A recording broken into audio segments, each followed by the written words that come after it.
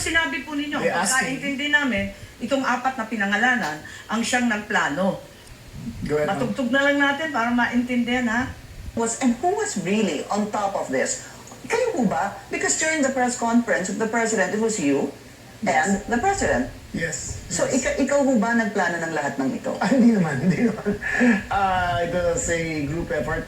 Secretary Chidoro was there, Secretary Anyo was there too, and the President and I. Hindi raw siya nagplano. Apat sila. Si Secretary Gibo Sudoro, Secretary Anyo, unya ug ang presidente ug siya. Inangkin doon sa Senate hearing. Taliwas ay ang sinasabi nila sa harapan ni Pinky Wib. Ibalik natin. Parang malalaman natin. Go ahead, ma'am. Matugtog na lang natin para maintindihan, ha? Sabi ni Senator, matugtog na lang natin at tingnan natin. And who was really on top of this? Kayo po ba? Because during the press conference of the president, it was you and the president. Yes. So ikaw po ba nagplano ng lahat ng ito? Hindi naman, hindi naman. It was a group effort. Secretary Chidoro was there, Secretary Anyo was there too, and the President and I. Malinaw ang sinasabi na hindi lang mag-isa, apat sila. Secretary Gibo Chodoro, Secretary Anyo, at saka ang presidente at siya. Hindi naman niya ang kinasarapan ng mga tao eh. Buong mundo ay nakatingin lahat. Pero taliwas yung inangkin niya doon sa harapan ni Pinky Wib na ini-interview sa doon. Diba? Tayo mga Pilipino, tayo ay may pakialam sa ating bansa kung anong nangyayari. Hindi tayo sabihin natin wala tayong pakialam sa kanila lang yun. Hindi rin tayo bubutok kung ganun din. Wala tayong pakialam. Ang buto natin, sagrado.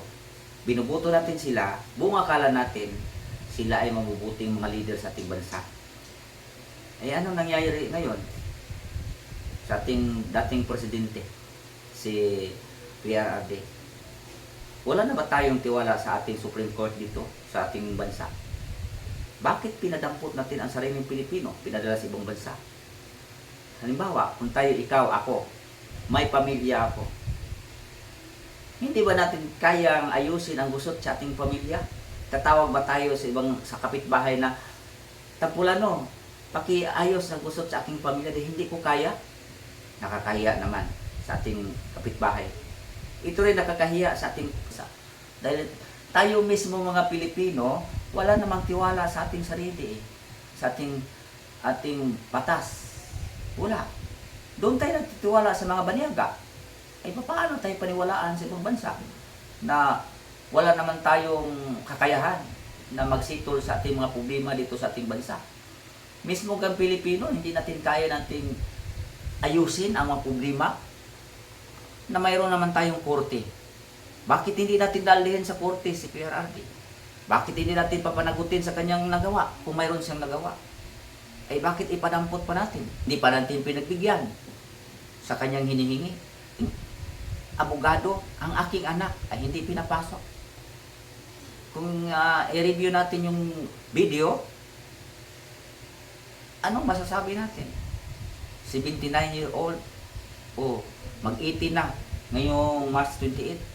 Ganyan ang ating pagturing sa ating kapwa Pilipino. Nakakahiya ang ating bansa sa ibang bansa. Pinagtawanan tayo mga kapatid, mga kapilipino, mga kabayan, pinagtawanan tayo sa ibang bansa na ito palang ating panggobyerno dito sa Pilipinas, walang lakas, walang magawa. Hindi tayo nagtiwala sa ating Supreme Court, sa ating korte. Doon tayo nagtiwala sa ibang bansa. At kayo rin. Kung kayo may pamilya, doon ninyo ipagtiwala yung pamilya doon sa kapitbahay. Tatawag kayo sa inyong kapitbahay na ayusin ang gusot sa inyong pamilya dahil hindi nyo kaya bilang head of the family. Bakit nagkaganito? Bakit doon tayo nagtiwala sa banyaga ng bansa? Hinihingi natin, pinagdasal natin, yung ating mga lideres dito sa ating bansa. Sana gawin natin ang dapat.